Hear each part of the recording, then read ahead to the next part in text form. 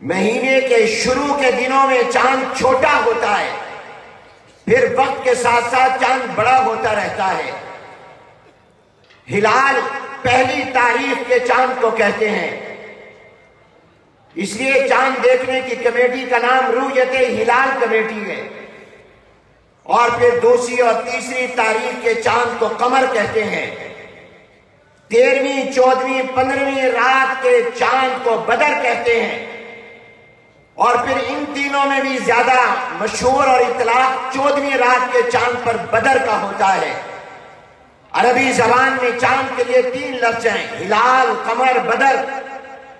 تینوں کا معنی مشترکہ طور پر چاند ہے، مگر ان میں فرق ہے۔ ہلال پہلی کا چاند، قمر بعد کی تاریخوں کا چاند، اور بدر عرف عام میں 14ویں رات کا چاند۔ پہلی رات کا چاند چھوٹا ہوتا ہے، پھر آہستہ آہستہ وہ چاند بڑھتا رہتا ہے، حتیٰ کہ 14ویں رات کا چاند مکمل ہوتا ہے، اس کی روشنی بہت زیادہ ہوتی ہے، اور ان راتوں کو چاندنی رات کہا جاتا ہے۔ اور پھر یہی چاند دوبارہ چھوٹا ہونا شروع ہو جاتا ہے، پہلے اوپر جاتا ہے پھر نیچے، پہلے روشنی زیادہ پھر کم۔